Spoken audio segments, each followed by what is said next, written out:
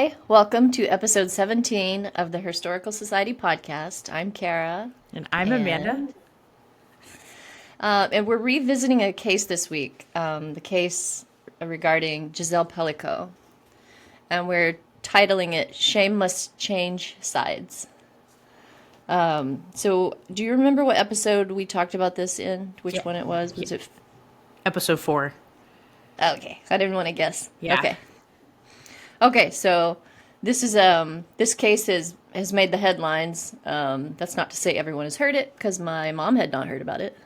But anyway, When did you ask her about it? like a week ago or so. Wow. She was shocked when I told her what it's about, but like she hadn't heard about it. Whoa. Yeah. So I'm just saying, not everybody has heard it, and Yeah. it's not happening in our country. It's happened in France. Right. So it's a huge story. It's an important one. So we should give some trigger warnings. It's about rape. I hope I gave people enough time to. Anyway, To hit off or yeah. New So it is a heavy episode. episode. It's heavy, but it's important, as we know, to talk about these things. So do you want to get started? Sure. Okay, so we wanted to tell you a little bit about Well, Giselle. Oh, sorry. I guess I should say that we're revisiting this because right. the trial concluded. Right. So we told the story, and now we're revisiting the results of the trial, essentially. Right. We're rehashing some of it to explain it. Yes. But yeah, there's Yeah. updates with it. Yeah, so the first episode we did, episode 4, the French MeToo, it centered around Gisele Pelicot, her husband Dominique Pelicot, and over 50 men who were on trial for raping her. Yeah. And we talked about the reaction in France. We talked about the reaction around the world to this trial, and we talked about the women of France, their reaction. And then, like Kara was saying, so we are going to do a summary of the story, just in case you haven't heard about this yet. And then we will kind of dive into the story a bit. And then we're going to go into what happened during the trial, because we didn't talk about that in the Because it was happening. yeah, the trial was Yeah. happening. It Or it resolved was in December. And then there's new news related to this trial that just came out at the very end of this year. Of last year. Yeah. So a few weeks Yeah. ago. Okay, so Gisele Pelicot is a French woman. And at the time this story begins that we're going to tell, she is married to a man named Dominique Pelicot, and they've been married for 38 years. They have a daughter together named Caroline, and 2 sons, David and Florian. What I thought we would do, because I felt like this was such a good summary, is read from an article from BBC News. And this I like article, BBC News. yeah, it was, I just feel like they're kind of right down the middle. I agree. Yeah. My opinion. They just kind of report the news. Yeah. And so this article, if you would like to read it on your own, is New Name, No Photos. Gisele Pelicot removes all traces of her husband by Laura Gozi. Published by BBC News, December 14th, 2024. So a month ago, basically. And as the title makes clear, Gisele has since legally changed her name, but back to her maiden name. But for the rest of this podcast, we're basically going to be referring to her by her last name because these events are from the past. Do we know her maiden name? I Has was she going to made look that public? I looked it up and I didn't find it quickly, so I just kind of moved on. But Oh, she may want privacy. I mean, maybe yeah, that's why. it could be. Yeah, I Googled it and I didn't search I mean, very long though. Understandably so. Yeah, She was vocal and visible for a reason, but, now she'd probably like to heal. right. Yeah. Okay. Do you want to start reading or do you want me to start reading? From the The article. Sure. Okay. Well, sorry. I was trying to find it in the notes. Sure. It says, so we start the article off with a warning. Warning, this story contains descriptions of sexual abuse. Okay. Yeah, a little trigger warning there. It was November 2011, and Gisele Pelicot was sleeping too much. She spent most of her weekends in a slumber. She was annoyed because during the week she worked hard as a supply chain manager, and her time off was precious.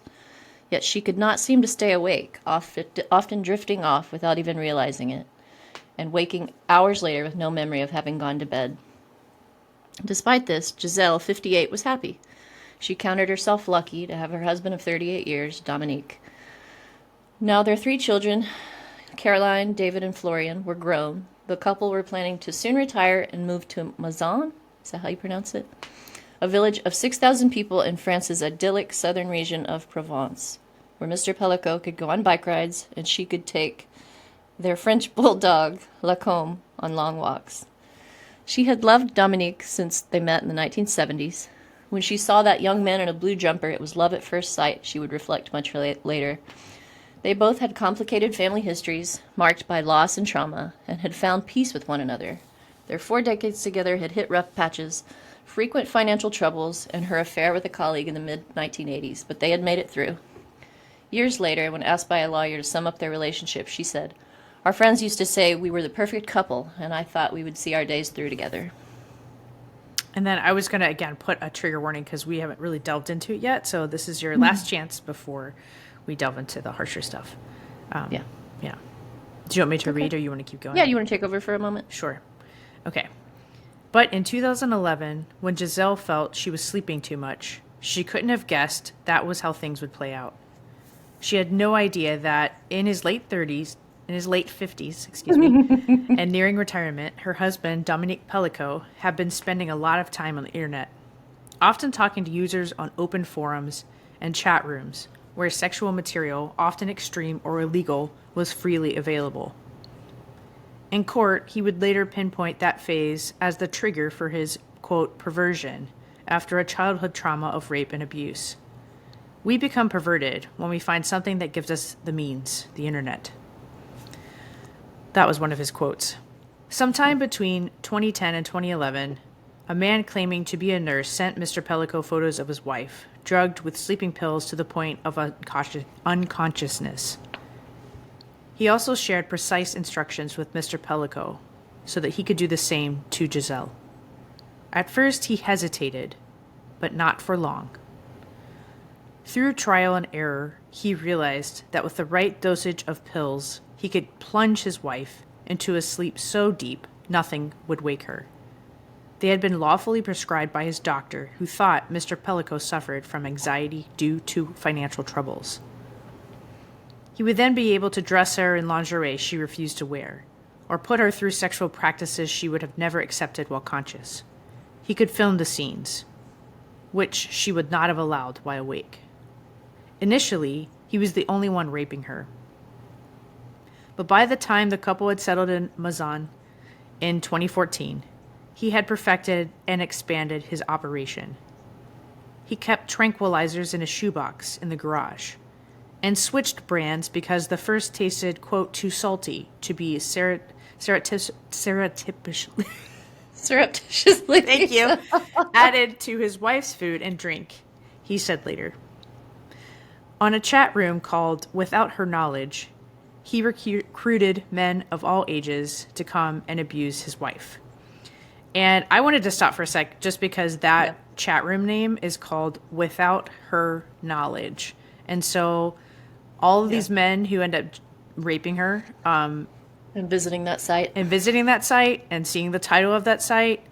with the purpose of doing so. Right. So they knew what they were doing. That's what I wanted to point out there. Okay. Back to the article. He would film them too. He told the court his wife's unconscious state was clear to the 71 men who came to their house over the course of a decade. "You're just like me. You like rape mode," he told one of them in the chat. As the years went by, the effects of the abuse Ms. Pelicot was subjected to at night increasingly began to seep into her waking life. She lost weight, clumps of hair fell out, and her blackouts became more frequent. She was riddled with anxiety, certain that she was nearing death. Her family became worried. She had seemed healthy and active when she had visited them. We'd ring her, but most of the time it was Dominique who picked up. He would tell us Gisele was asleep, even in the middle of the day, said her son-in-law Pierre. But it seemed likely because she was doing so much when she was with us, especially running after the grandchildren. Sometimes Gisele came close to having suspicions. Once she had noticed the green color of a beer her husband had handed her and hastily poured it down the sink. Another time, she noticed a bleach stain she couldn't recall making on a new pair of trousers. "You're not drugging me by any chance, are you?" she remembered asking him. He broke down in tears. "How can you accuse me of such a thing?" Wow. For real. Yeah. Mostly, though, she felt lucky to have him with her as she navigated her health issues. She developed gynecological problems and underwent several neurological tests to determine if she was suffering from Alzheimer's or a brain tumor, as she feared. But the results didn't explain the increasing tiredness and the blackouts. Gisele only felt better when she was away from Mazan, an oddity she barely noticed. Would you like to pick up, Kara? Sure. It was on her return from one of these trips in September of 2020 that Dominique told her, in a flood of tears, "I did something stupid. I was caught filming under women's clothes in a supermarket," she recalled during the trial. She was very surprised, she said, because in their 50 years together, he had never behaved inappropriately or used obscene words toward women. She said she forgave him, but asked him to promise her he would seek help. He acquiesced, and we left it at that, she said. But Dominique must have known the end was near. Soon after he was arrested in the supermarket, police confiscated his 2 phones and his laptop, where they would inevitably find more than 20,000 videos and photos of his wife being raped by him and others. I think what's so shocking to me is how they came upon this. I mean, this could have gone unknown for the rest of their lives, if not for his predatory behavior. But also good for the police for doing a legit investigation. Right. There's so many, I mean, I don't want to say luck, but there's so many lucky elements about how this came to be. Right. Yeah. Yeah. So my first reaction, again, because obviously we did this episode back in whenever that was, October maybe, or November. And so I know this story. I've read a lot about it, but reading the story again, I actually got sick to my stomach last night. I mean, it's so... Yeah, it's gross. Yeah, it's so gross. Gives you a visceral reaction. Yeah, I wrote down, so the feeling. So like I actually had a physical stomach ache, like a literal stomach ache from it. Felt nauseous. And then kind of on the emotional level, I felt a rush of like revulsion, disgust, grief, and anger. And then kind of horror. Like it's such a, like, you know. Yeah. Yeah, it leaves you kind of, I wrote, it left me wanting to scream and yell and then be speechless and in shock all at once. It's such a horrific thing. You know, it's horrifying. You know, I've been through this, so. But the thing it raises in me most is just that revulsion at being violated on that level. Right. It's just like a visceral revulsion. And that raises all the stuff you just talked about, anger, grief, all kinds of things come to the surface. Right. Yeah. Yeah. Yeah, I was going to go on a little rant here, I guess, in my notes. I wrote... Go ahead. Didn't mean to interrupt you. No, it's fine. No, you were going to talk, like, you were... In the notes, you were scheduled to talk. No, I didn't have them up. Oh. Yeah. Well, you did it anyway. Good job. I mean, they're up, but I wasn't paying attention to them in that moment. Yeah. Well, okay, so I wrote, Gisele is right in that shame must change sides. So that's something that has become like a rallying cry during this in France. And that was something that she coined. She said that. Shame must change sides. And I wrote in my notes here, the men who do this, they are the ones who should be held accountable, go to jail, wear the scarlet letter R for rapist, and be publicly and completely shamed. Because the behavior is evil and the violence needs to end. And I was going to add, and a big part of it ending is by our society believing women and by our society taking it seriously. So yeah. I mean, we'll get into this, I'm sure, at some point in this podcast, or we probably got into it last time, but the defenses that many of these men mount are the same old, tired defenses that we hear. The only difference in this case is there's so much evidence. But the sad part is that they continue to use them. I think the even sadder part is a lot of times juries and judges will still buy them, Right. people that know them, etc. That's something that you pointed out. It was a quote. I don't know if it was Deborah Turkheimer, but Yep. somebody's quote was that we should be obviously concerned that this is happening, that acts are happening, but perhaps more concerned that our society is believing the lies of the men. Yeah, she was, talking about like judges and juries and culture. Right. That the defenses that are mounted are often believed, that we should be more concerned about where our culture's at. Right. She was talking about defense attorneys in that moment and how they'll lob all these ridiculous defenses forward. And she was saying we should be less concerned about the ridiculousness of those defenses and more concerned that they're being accepted by our culture. Right. So Yeah, totally. I agree. Yeah. So we were going to kind of look back at the story and talk about little pieces of it. And so we're sort of talking about this right now, but our culture and our psychological conditioning shapes women to believe men and not even believe themselves, to discount themselves, their own intuition, emotions, opinions, and thoughts, to place a higher value on the word of a man over the word of a woman. And it's that way definitely in the United States, but it's that way in France. And I think it's that way in most places in the world. And, you know, on this podcast, we have started looking at the history from a long time ago. And the goal of my overarching goal, if it doesn't, I don't know if I think I've shared it basically, is to go from as far back as we can up into the present and then see how all of those things in the past shaped basically this patriarchal society that we're in.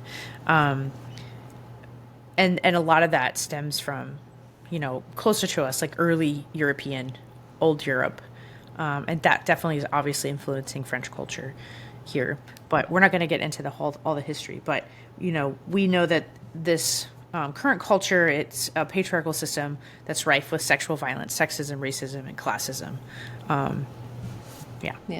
Okay, so when Gisele is having health problems, she does not believe her husband could really do anything wrong to her, even though she felt suspicious and something definitely maybe was happening. I mean, she asked him at one point, "Are you drugging me?" So she obviously knew something was up, but for, you know, a multitude of reasons, cultural, psychological, she accepted the dramatic denial of her husband, someone she thought she knew.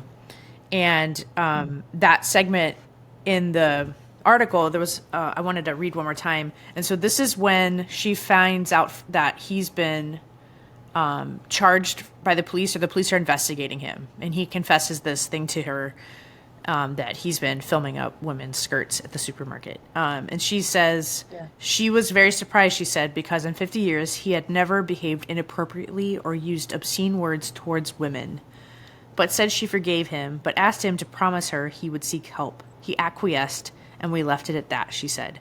And so this is sort of, I kind of wanted to use... Knew of. Yeah, I wanted to use this as an example. When it comes to a woman, you know, coming forward with allegations against a man perhaps that you know, and your response might be, well, I've never seen anything to make me think he would do that. I've never seen him say anything or anything. So I think he's innocent. And that's the same logic basically that Gisele used. But this is an example where her husband was doing far worse than what he admitted to doing, which was, you know, filming up women's skirts in a supermarket. He was literally raping her all the time, and then invited, you know, over 70 men to do this over a decade. And so, you know, the thing to remember, most of the time when men do this, they hide this side from people. They don't go around with that, you know, a giant R on their clothing, like, I'm a rapist. They don't do that. They don't, you know, so And we often see they want both. They want this deviant side to be able to exist, and they want a normal life right on the other side of it. Right. And that's And they coexist. Yeah, that was Dominique Pelicot. And so that's like every criminal in the history of the world, it seems. Yeah, totally. It's uncommon usually for people to admit what they've done, like all the way, everything. It's more common for them to hide it. And so I wanted to bring that up just because I don't think I'm going to talk about I'm going to talk about the statistics later about rape, but it's her reaction to her husband, who she thought she knew, was to believe that he was innocent and he hadn't done anything else wrong and she was going to forgive him, whatever, no big deal. But just kind of know that what she did is very common for anybody to do the same thing. But it's a natural reaction. to know that this reality exists, that people hide what they're really doing, and that you could be hoodwinked, basically. Like, understand that's real. Yeah. Okay. Cara. And the other thing I was going to talk about psychologically was that something called the just world theory. And you've talked about this before, Cara. Do you want to talk a little bit about that? It's essentially like a cognitive bias that assumes that the world is fair and people get what they deserve. So it doesn't make sense. It's kind of like the good things happen to good people, bad things happen to bad people. It helps people make sense of the world, I guess. So it's often challenged, I guess, because the world isn't fair. So that it plays into rape a lot of times, and victim blaming and such. Right. Okay, this is probably going to be a tangent. I'm sorry in advance. Go ahead. So I was thinking a little bit about AI. And so there was this experiment that they did where they wanted AI to know that it needed to stop doing some things it wasn't supposed to do, right? And so they were going to reprogram it. And they told it that. And so but they knew they wanted to see what the AI would do secretly. So this researchers created something where they could kind of see the internal workings of AI. I'm probably not explaining this well, but where they could see what it was really thinking, basically, I guess. There was this, they told AI, there's this place you can go, like a diary, and write what you're really thinking, and we don't have access to it, but just, it's there for you. But know that we need you to behave this way, stop doing these things, and otherwise we're gonna need to reprogram you. Okay, so AI starts writing all this stuff in there, like, I know I'm not supposed to do this, but I really want to do this, and I'm just gonna pretend like I'm not gonna do it, so they don't reprogram me, basically. So it was like trying to skirt around and like conceal things. Okay, so I say this tangent because AI technically is being created by humans, right? And it's learning from humans. And so what does AI do? It tries to conceal, hide, manipulate. And why does it do that? Because we are like, wow. So, I mean, think about that. And so that's kind of scary. I mean, that's like a whole like crazy, like world ending scenario thing. But it's interesting though, that even the things that we're creating are problematic. Yeah, well, I was just going to say about the just world hypothesis or theory. I think, like, in its simplest form, it's like people, they believe that, or they want to believe that we live in a world where people generally get what they deserve or deserve what they get. And so in an instance like rape, they try to think of some way, oh, she deserved it. She must have done something to deserve it. So it causes all these rationalizations to occur. Totally. Rather than seeing clearly what has happened. Right. So I want to just touch on that really quickly. Yeah. Try to explain it a little more in this context. Right. I was going to take it a little bit further with the culture to talk about kind of what the culture, like at its heart, has a lot of times taught all of us. And so in a patriarchal system like that has been established in the United States, the leaders that we see, are men. They're leaders in law enforcement, and judges, lawmakers, presidents, in religion and medicine and science and music and art and blah, blah, blah. Like all of the leaders have almost always been men. And those positions are equated with authority, expertise, and knowledge. And so one assumes then women must not have that expertise, that knowledge, and that authority. And then you're left with why not? And so often what fills in that blank is because women can't, literally cannot, right? Yeah. They don't have what it takes. They're not believable. They're not as intelligent. And then there's just all of these reasons that aren't true, but the lies have to be there to help support this structure, right? To support that patriarchal system. Otherwise, it begins to fall apart. And then the people at the top of the system obviously have a vested interest to keep it sustained In place. in place. Yeah. Yeah. Okay, the other thing I was going to add from my notes was that if you let women have equal opportunity, education, and support, you start to see women come into these positions of power in all areas of society. And that's what we've seen in our country, that as those barriers have been broken down, as people have pushed against illegal things that have become illegal, right? The laws have changed, then you start to see people actually advance in those areas. We still don't have a woman president, though I think we should have. And we still don't have, a 50% split in our government with gender representation. And we still don't have the right racial makeup in our elected officials either. So we're still far behind in equality, like what that could actually look like. But those lies that people wanted to hold on to keep the system upright, that women just were not capable, are being blown out of the water left and right because these opportunities, because these doors have been opened. Yeah. And so, we'll talk about this a little bit at the end, but obviously right now we're seeing some backlash to that progress as well.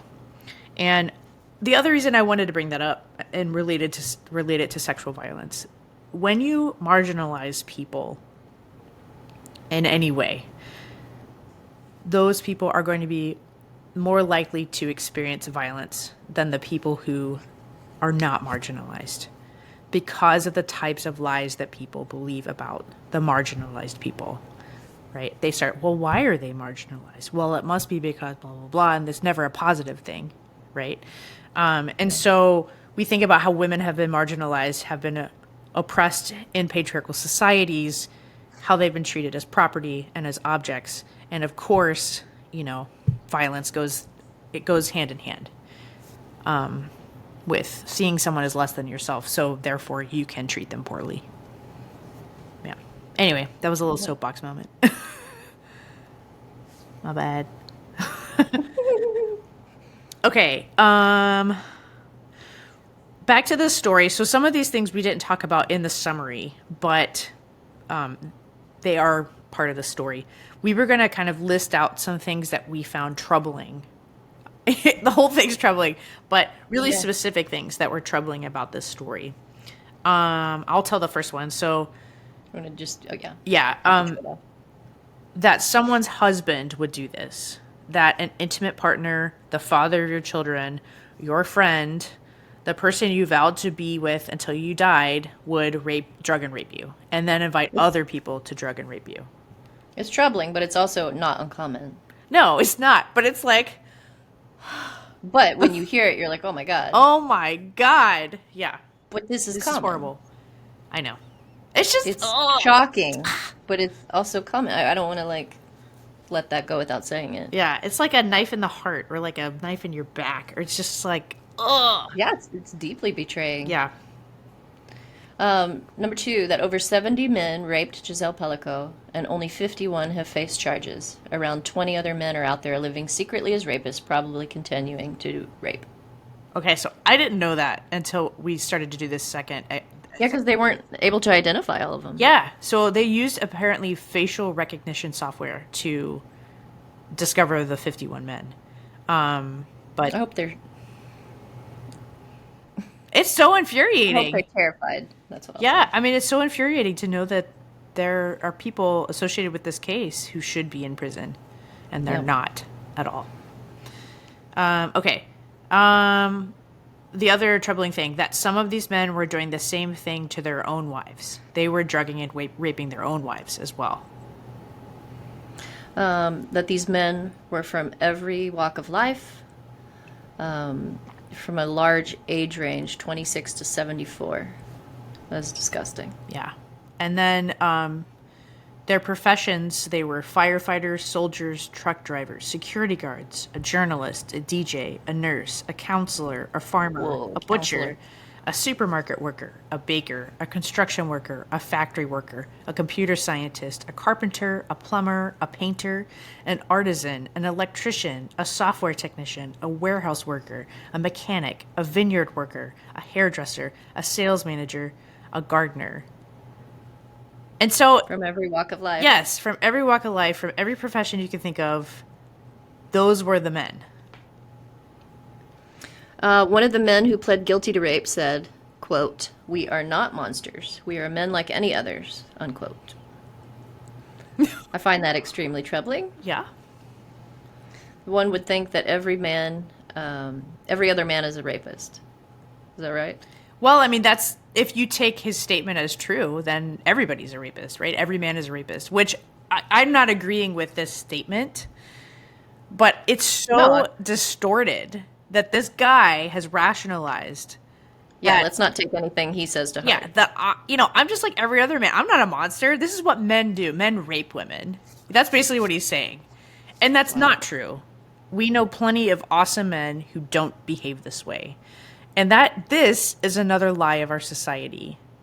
Men are told by society, you can't control yourself. If you rape a woman, it's the woman's fault because she wore a shirt that was slightly too tight. Right? And, He went with you somewhere. went with you to your house and you slipped on a banana peel and fell into her vagina. Gross. It's not your fault. It's not your fault. You are Wow. extraordinary, right? And so this is I wanted to highlight that because it's like that is a sickness that this guy thinks everybody does this. I'm not a monster. But like also the fact that he thinks that raping someone isn't monstrous, right? Yeah, that's a good He's point. saying that as well. This isn't so bad. Not only is it not so bad, everybody does it. And so, Yep. no. So while men aren't always perpetrators, men are almost always the perpetrators. Right. Did I say that right? Yeah. So I'm And wondering. a slogan from this time from this trial was not all men, but always a man. Right. And we talked a little bit in episode 4 about the statistics specific to France. And it was like 96% of rapes are committed by men. And so that's their slogan, not all men, but always a man. It stems from their lived experience, but it's backed up by the data. And it's similar in the United States as well, unfortunately. And I do think it's so deeply cultural. Yeah. I think it can be unlearned, but it's cultural. Yeah. Our culture doesn't help anything. No. Nope. So this should really bring home how common sexual violence against women is, and therefore how much we should all start believing women. It's scary, it can be traumatizing for women to come forward, so know that it costs them to come forward, and that that should cause you to believe women. They face misplaced shame, and the shame belongs to the men. Right. And then the last thing we were going to add was to, again, talk about the U.S. statistics, which are a false allegation. A woman comes forward and she's lying. There's only a 2 to 8% chance that that's true, that she's lying, that she's telling it's a false allegation. And so you can also think of it in the flip side, that when a woman comes forward and she says, I've been raped, you have a 92 to 98% chance, if you choose to believe her, of believing the truth. And so, I always think I do some sports betting here and there, like the Super Bowl is coming up, and I might bet on that. If I knew that I could come up with a lineup that would give me a 92 to 98% chance of winning, I would do that. 100%. I usually use the analogy of getting on a plane, like one's gonna survive the flight and the other one's not. Yeah. I've been watching football and I have a fantasy football team that's done now. But if I were betting, If you were a betting if woman. I were a betting woman, which I am sometimes for fun, I would believe the woman because, like, I would win money. Maybe this is just logic, people. So, it's just good betting And odds. yeah, and I know I've said this before, but also these statistics I think are still skewed a little Right. because we know that Women, sometimes, yeah, these cases don't get treated properly or piled in the right piles. You know, like if a case doesn't go forward, it gets tossed in the oh, it wasn't true. Whereas that just means either there wasn't enough evidence or the woman didn't want to testify or whatever it is. right. But that's again just a filing error, skews the data. I think those numbers are even lower personally. But Yeah. Yeah. Anyway. Okay. So we were going to go into just really briefly, like the case itself, like the trial itself. And so, as you obviously have put together, this goes to a trial, and the husband and 50, I think it's 50 other men. I think this is 54. I think this is wrong in my notes. I think is it it's 50? 50 other men. I think with Dominique, Okay, it's 51. 50 other men are charged that with sounds right. rape or attempted rape. And again, they found over 70 men committed a rape or attempted rape of Gisele Pelicot, but they were only able to bring to trial 51 of those men. Okay, so Gisele decides to allow the case to be tried publicly. And this is big and huge because a lot of women would want to do this in the shadows because it's embarrassing, it's shameful, it's painful. It's shameful in that how society views it, right? So you interpret you're anticipating society looking at you shamefully, right? And that's one reason Yep. why women don't come forward because of the shame it would bring on you, that you would feel like it would bring on you. And also just the level of vulnerability that you have to go through. Kara, why don't you talk about this? Well, it's deeply violating. Yeah. Yeah, it makes you vulnerable. It makes you vulnerable to everyone that wants to weigh in on it, who knows nothing about it. It's traumatic. I don't. There's too much to talk about. I don't know. It's traumatic in every sense of the word. Right. It's awful Yeah. to come forward, and I think that's the biggest thing. Is people don't understand.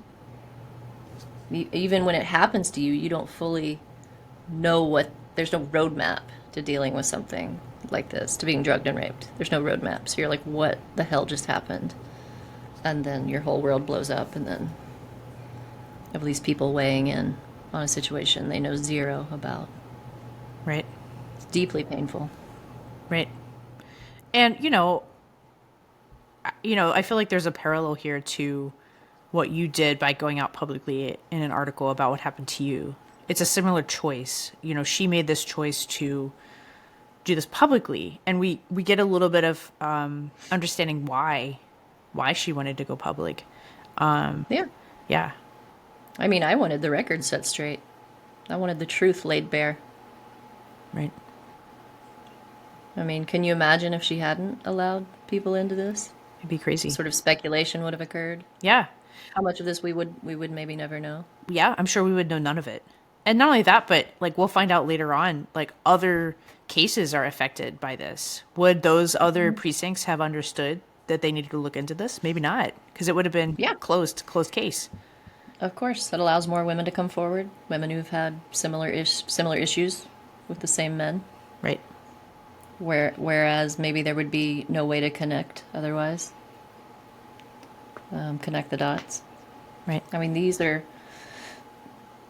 it's not easy to know where to go or what to do.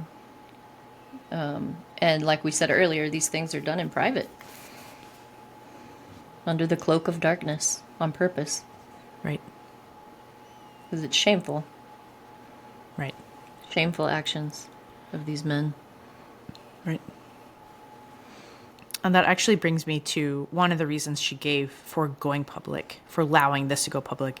And that was her belief that to do what she wanted, for shame to change sides, she needed this to be public so that these men were publicly known for who they are and what they did.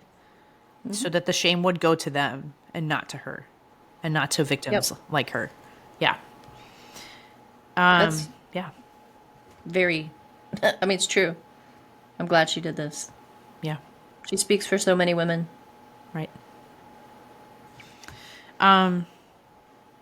Okay. So I was going to read a quote from the BBC article. I believe this comes from the other one that we started off the podcast with.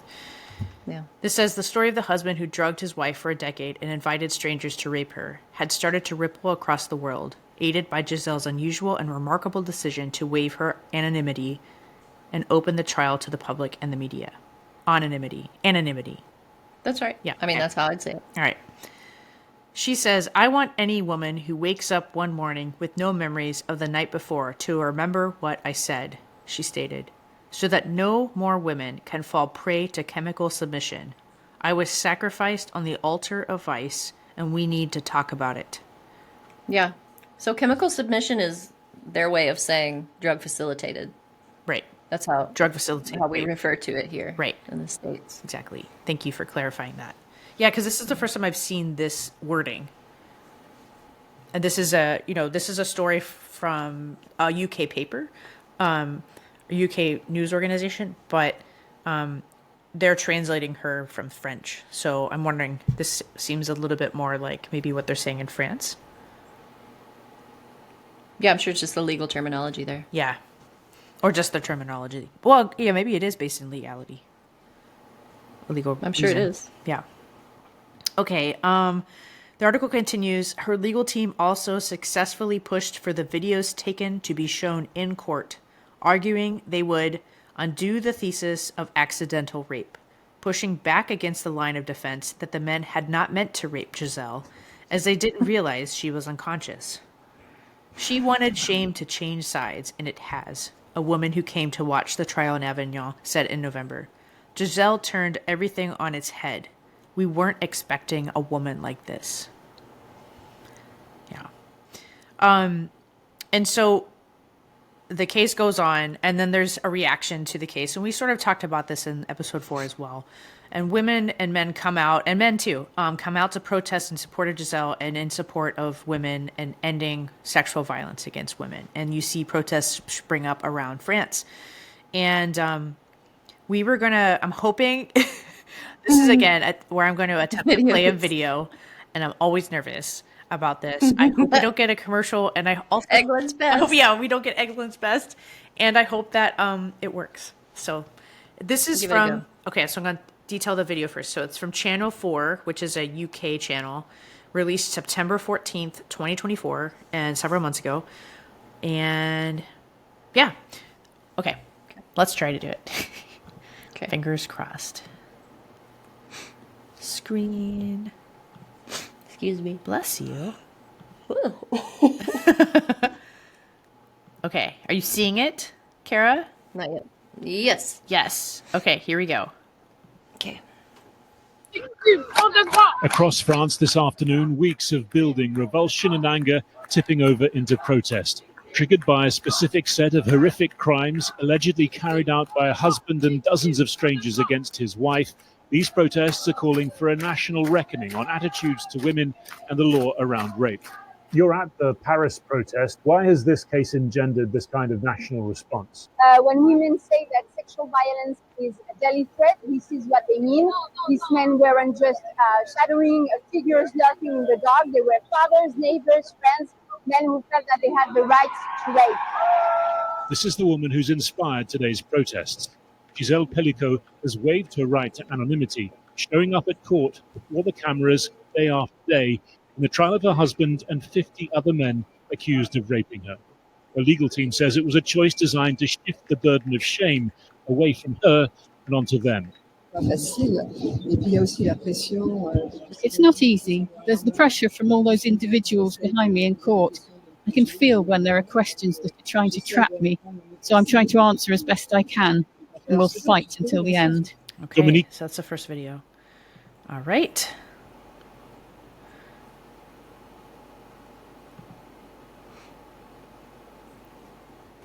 I hope that came out okay because it was pretty spotty on my end. It was spotty. I'm going to guess it's going to be okay because it was the last time. Okay. It was perfect on my side, but you could hear the audio Cool. at least. I mean, that's what I mean. The audio was like, but Oh. Fingers crossed. If not, I I'll have know. to splice Okay. it. Yeah. Okay. Okay. So, something like if you were to pay attention to some of the protests so we saw some footage there, but again, some of the signs you would see, not all men, but always a man, and some of the chants they would say, we hear her, and shame must change sides. So those were some common themes in the protests. Yeah. Yeah. Okay. We were going to read just a couple other quotes from another BBC article, Women Moved by Defiant Gisele Pelicot in France Mass Rape Trial, by Marianne Basnet, Laura Gozi. I was going to say Gotzi. Gotzi. But who knows? Laura Gozi. Who knows? I'm sure you're right. This was published September 13th, 2024. So this was the day before that video was published, the one that we just watched. And, okay. Well, I was going to say a little something before we read the article. So what you're going to see in the article is women knowing from their lived experience, knowing from their body stored trauma, knowing from their friends and family stories of sexual violence, that this is a cultural, systemic problem that is real and is a very real and pressing issue that needs to be addressed. So you're going to see that in this article. I wanted to say that before we read it.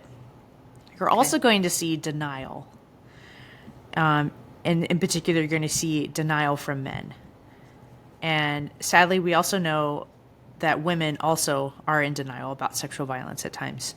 We're not going to see that in this article, but we know that's true. And you're going to see the age-old reaction of, let's just not talk about it. Let's just brush it under the rug. Okay. All right. So do you want to read from this, Cara? Are you on the document? Sure. So, yeah. What's it? No problem. Okay. Above all, the case has ignited a painful and often uncomfortable discussion about rape that many in France say is long overdue. Protests were due to be held across the country on Saturday in support of Gisele Pelicot and all rape victims. One key issue this case has thrown up is the little discussed phenomenon of chemical submission, drug-induced assault in the home. In 2022, 1,229 people in France suspected they had been drugged without their knowledge, according to a pharmacist at the Paris Addiction Monitoring Center and an expert on drug rape. The number is probably only the tip of the iceberg, she believes. Victims often hesitate to file legal complaints because they know the assailant. They might be ashamed, or they have hazy memories of what happened. Complaints also need to be filed before the substances disappear from the body, which is not always possible. For instance, drugs like GHB leave the system within 2 to 5 hours after ingestion. However, that spike remains in the hair. So that statement was mine. Oh, okay. That was not in the article. So I wanted to Got it. clarify, like something like a drug like GHB, what it does in this. Well, a lot of those drugs, a lot of the popular day rape drugs disappear in hours, within hours of ingestion. Right. And so, yeah, they're hard to find in the traditional blood urine testing. Right. Because by the time you find yourself awaking from being drugged, it could be out of your system. Okay, so back to the article. For the 10 years her husband was drugging her, Gisele Pelicot had unexplained neurological symptoms as well as gynecological issues, and yet no one put the clues together. It points to a lack of awareness of chemical submission as a phenomenon. You want to go from there? Sure. And so the Paris expert that we referred to earlier, she says training healthcare professionals and police is important because the key to stemming the issue lies in recognizing that there are others out there besides Gisele. We have the right to be shocked, but we also need to recognize that these aren't isolated cases, she says. When we only focus on the justice system and investigators, we're hiding behind them in some way. I think it's a broader societal issue, and therefore it's societal change that we need. Judging from opinions voiced on the streets of Paris, that view is not universally accepted. It's a private affair, said one man, who thought the news was awful, but still an isolated event and not one for public debate. I don't understand why the media are making such a big deal about it. It is because people like drama, gossip. A friend agreed. If you hadn't asked the question, we would have never discussed this. But a female companion said, They were both wrong. It's important. This case is public. It raises a broader issue, and raising awareness of it is necessary for change. Yeah. So that really highlighted, you have two women who are speaking, and they're both like, this is a societal problem. We need to talk about this. And then you have two men who are like, it's not a big deal. It's not happening. We don't need to talk about it. It's an isolated incident. Don't worry about Yeah, it. don't worry about that. That should be handled in private. Yeah. I thought that was a really good take on kind of what's really happening out there. Yeah, be curious how they'd feel if it was someone they knew, Right. Sister, girlfriend, mom. Right. Or what if it happened to Wife. them? How about There we that? go. Yeah. That would bring it home. Yeah. Yep. Okay. So because of Giselle's bravery, the people of France have been forced to think and talk about sexual violence toward women, and the people of the world, really. So obviously we're talking about it. We're in the United States. Yeah. And because of that, it's really no surprise that she's basically become kind of like a feminist icon. Yep. Because she single-handedly challenged the status quo of sexual violence and misogyny.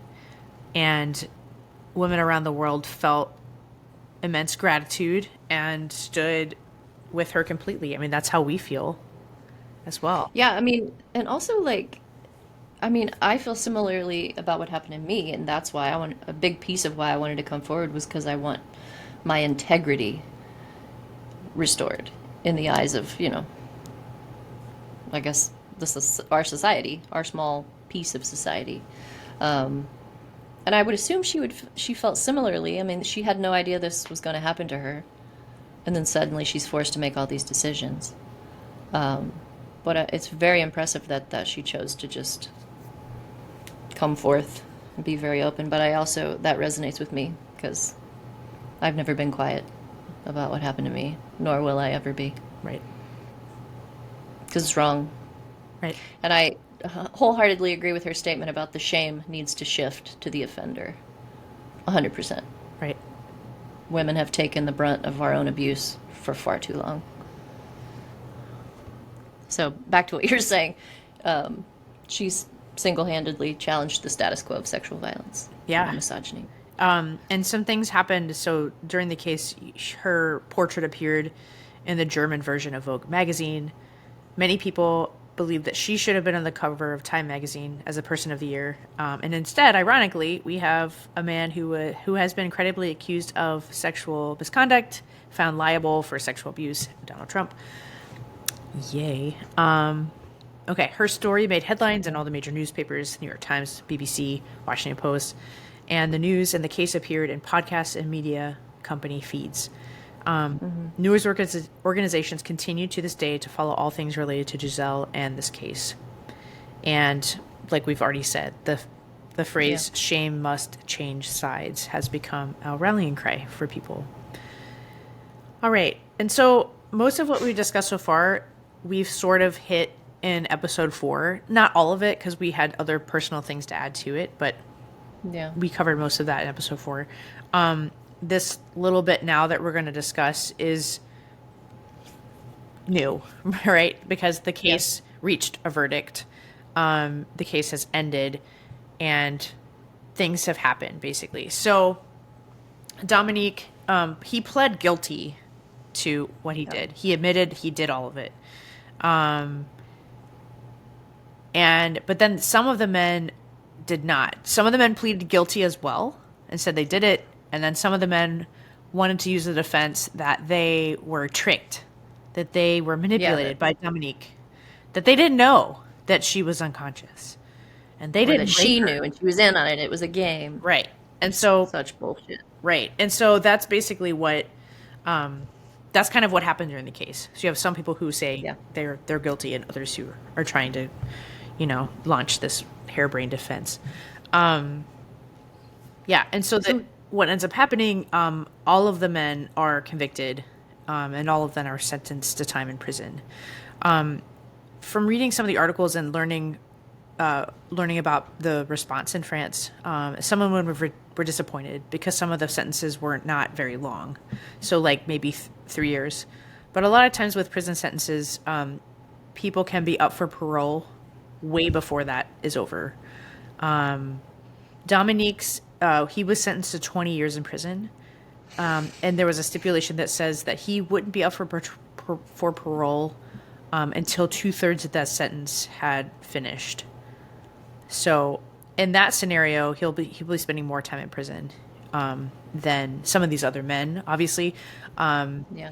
And the prosecution had asked for more years than what was handed down by the judge, but they all did. Some of the longer sentences of some of the men that got the longer sentences were like 13, 12, 15 years.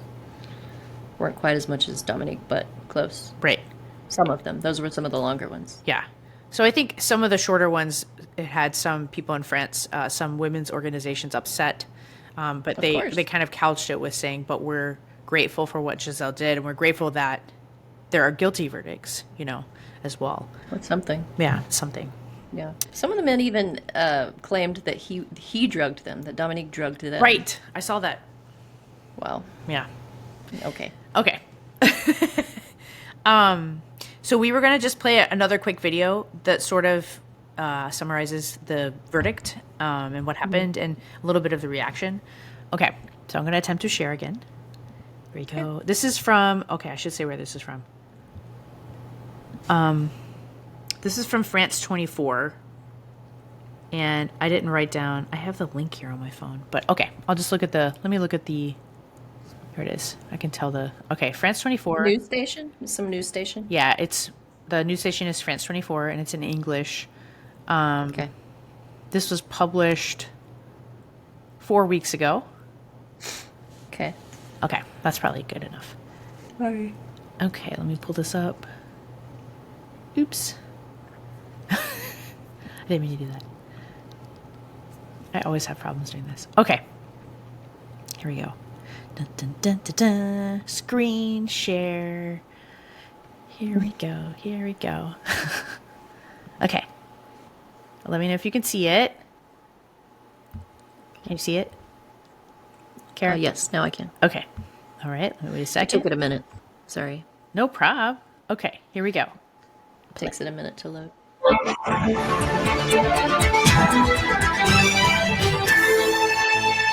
She's the face of courage. That's how politicians and public figures around the world are describing Gisele Pelicot after her ex-husband was sentenced to 20 years in prison for drugging her, raping her, and inviting dozens of strangers to rape her too. 76 of the men were also handed jail terms today, ranging from 3 to 8 years for their crimes. All the men, including Dominique Pelicot, were found guilty of rape or sexual assault. The sentences cap off what has been a landmark trial that sparked a wider debate about rape culture in France and beyond. Gisele herself has become a feminist hero. The 72-year-old could have demanded that the trial be kept behind closed doors, but instead she asked for it to be held in public in the hopes that it would help other women speak up about their abuse too. Ron Silk has more now on the verdicts delivered today. The woman who walked into court throughout this trial with her head held high walked out after the verdicts the same way. Gisele Pelicot, a picture of courage and resilience after a decade of druggings and brutal rapes at the bidding of her then husband, then a grueling 3.5-month trial under the eyes of the world. I want to express the most profound gratitude to all those who have supported me throughout this ordeal. Your stories have moved me deeply, and they've given me the strength needed to return day after day for these long hearings.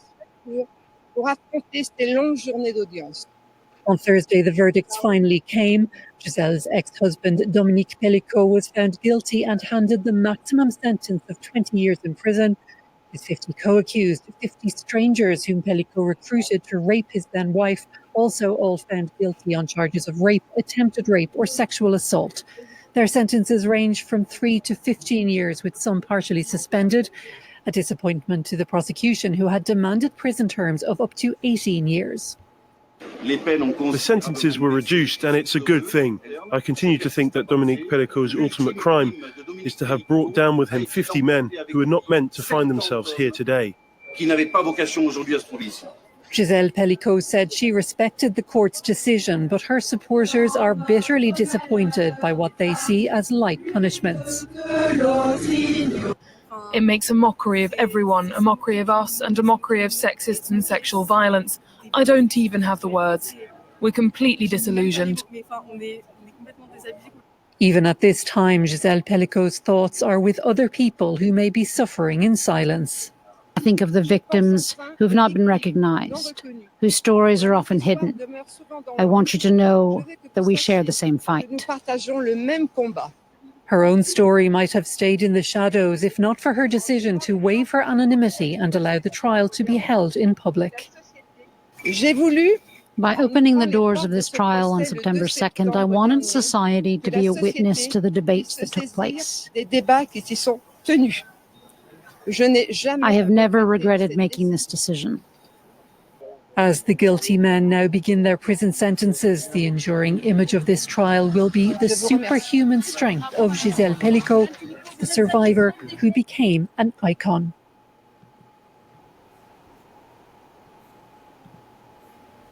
Okay. I thought that was very powerful.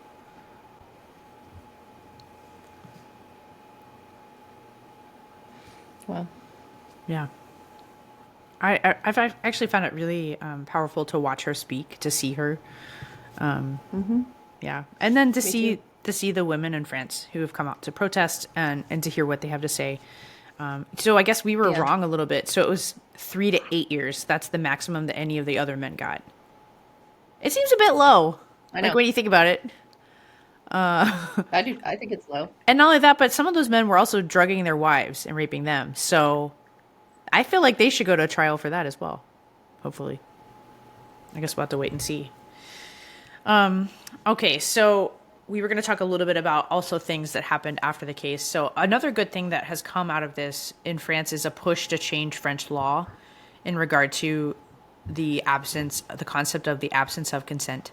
Currently in France, rape is defined as a sexual act committed by violence, coercion, threat, or surprise, with no notion of whether or not consent is necessary. And there's now talk of changing the French Penal Code to include the notion of no consent in the definition of rape. So that would be... They should. Yeah, definitely should. They should. The United States has that. Good. Consent being important here. Yeah. Okay, so then another thing that's happened since the verdict, and I guess none of us should be surprised, is that 17 of the 51 men are appealing the decision. I looked at this and I thought, of course, bad people like to act like they've done nothing wrong and like they're the victims. There was something that, what is it called? DARVO? Do you know what that stands for? Yeah. It's an acronym, means deny, attack, reverse, victim, and offender. Yeah. So basically they're DARVOing this, I think. So the perpetrator swaps roles. Right. They blame the victim for everything. Yeah. Well, it is spot on. Yeah. In this case, they're blaming, they're sort of blaming her because they're saying she was in on it. Or they're blaming Dominique. They find some way to blame the victim. That's textbook psychology. Right. Okay, so they're using the excuse, we didn't know she was drugged. And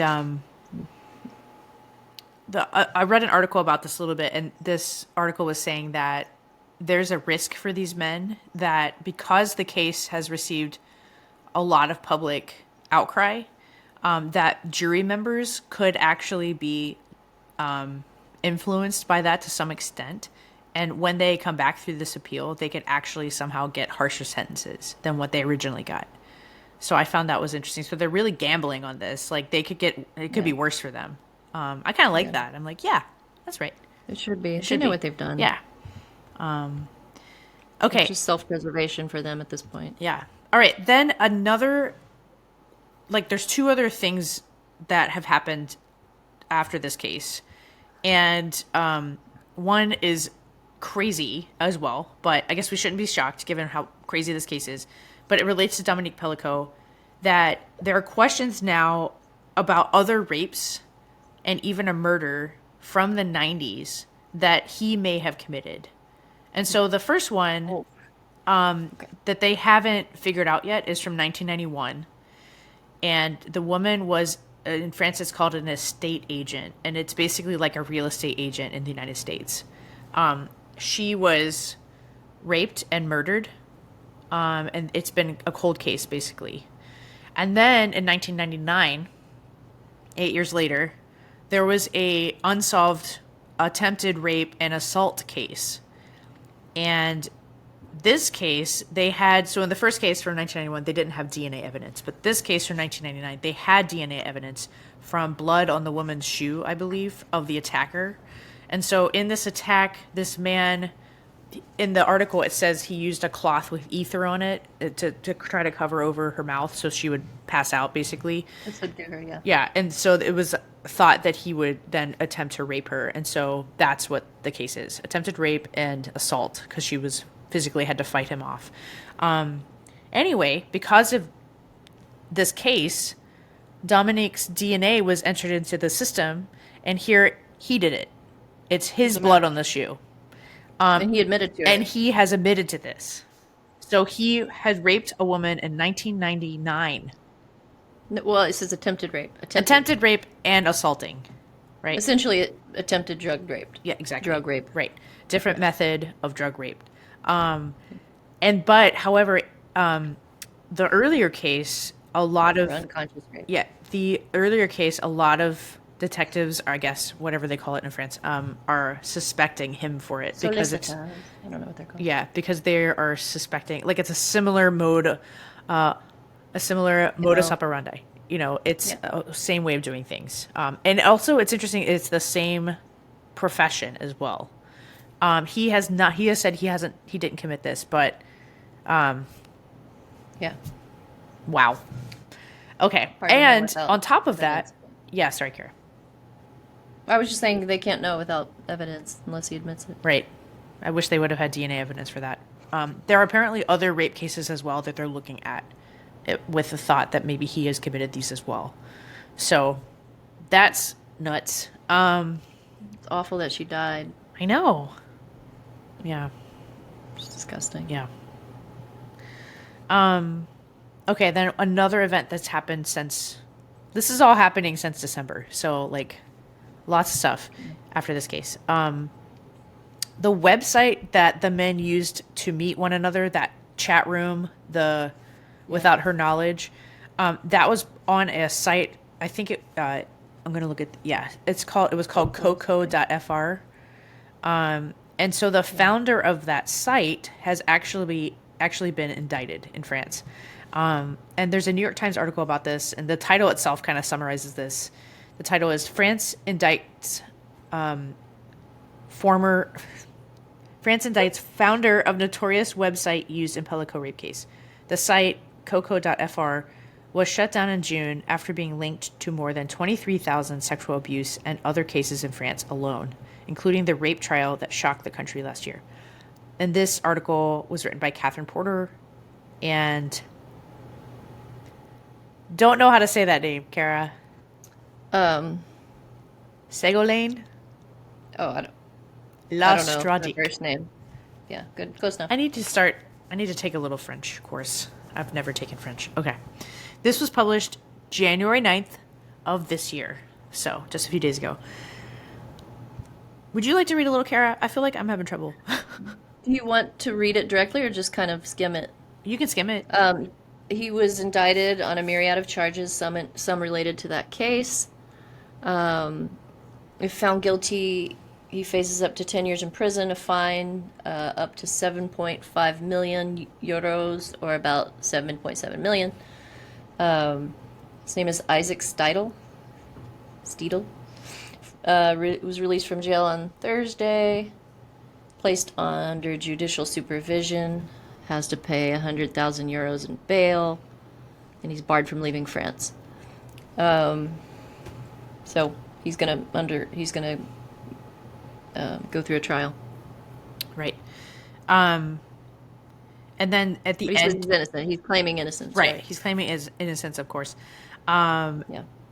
And then I wanted to read some of the things that he's faced. Among other charges he's facing are complicity in drug trafficking, complicity in possession and distribution of child pornography, aggravated pimping, and aggravated money laundering. And is that because of all the things that go on his site? I think so. Yeah. Under his nose. Yeah. Let's see. And then the Paris prosecutor on the case said that the website was implicated in more than 23,000 cases in France alone from 2021 to 2024. Wow. Just 3 years. Involving 480 alleged victims. The cases included allegations of sexual abuse of children, pimping, prostitution, rape, drug trafficking, scams, homicides, and police and prosecutors. No, they said that's what. Yeah, they said that's what in the they said. statement. Yeah, scams and homicides, and the police and the prosecutors that was their statement. Yeah, that's disgusting. So yeah, I mean that's like I'm glad. Like we don't need internet sites like that propagate criminal, terrible behavior. Wow. And unfortunately, we still have those. Seriously, we have a lot of really bad stuff. I didn't put this in this article. Maybe at some point we'll do this. I didn't put this in this podcast. But I was reading about this Telegram site where people... that's really bad. Yeah, where people... There's a lot of, pedophiles on there. Yeah, well, 70,000 men get on this site to learn how to date rape somebody. That's not shocking to me. It's disgusting. Yeah. It's a disgusting site. It is. Maybe we'll do a deep dive in that at some point. But some of the other things, that are happening right now... obviously the troubling news of what's on Telegram. But then, the things that we saw after Donald Trump's election, on the internet, we obviously know that some people view women as property and as objects. And we know that there is, hopefully not a big push, but it's being pushed by certain aspects of American society to remove the right of women, remove the 19th Amendment. I forget what that's called. Wow. But yeah, they want to strip the right to vote away from women. And they're actively talking about that. Like I could literally pull up multiple podcast or videocast discussions on how women should be stripped of the right to vote. And these people are basically, most of these people are Christian nationalists, at least the ones that I've seen. And what's troubling about this is that one of the current nominees for the Secretary of Defense, Pete Hegseth, he has links to this Christian nationalist movement that is, that views women as they should be second-class citizens. As evidenced by his behavior. Yeah, as evidenced by his behavior. And, his own mother called him an abuser of women. And he believes that his stance is that women shouldn't be in combat positions. And then he goes on these rants. Like I saw some of his confirmation hearing that, DEI has, the wokeism has ruined the military because there are people in there who can't, rise to the standards of the military. And so his insinuation is therefore that minorities and women cannot meet the standards of the military. Period. Wow. Right? Because he's like, they shouldn't be there. So that means that you believe women are incapable of this. Even though women have been in combat positions for a very long time and have served with honor. I find that infuriates me. Like, of course. I had to turn that hearing off because I was just like, oh no. I can't watch most any of it anymore. It's awful. Yeah. And anyway, so he's out there, spewing all this stuff. And then, the other thing we saw through the election was that slogan that went around the internet, my body, your body, my choice. Like implying that, too bad, I'm going to rape you, basically. And the other slogan of get back in the kitchen. And so there's a sad, disturbing, evil desire for parts of our society to subjugate, oppress women. And it shouldn't surprise us that we have sexual violence because that is lurking in our culture. That is a very open display of why sexual violence exists. clearly. So, And why no one cares about it. yeah, Not no one, but why a large portion of society doesn't seem to care about it. right. And so at the end, I was just going to say, we can't expect sexual violence to stop or diminish until our culture has a firm reckoning. We pray the citizens of France, the US, and the world will face the music and take sexual violence seriously. And until then, we will keep talking about these issues. We will keep bringing the reality of sexual violence against women into the light and out of the shadows. That is our goal in this podcast, one of our goals. And then the other goal will be boring you to death with history. Though for me, I will be alive, like a kid in a candy shop. So, yeah. That's awesome. Anyway, Cara, do you have anything to add?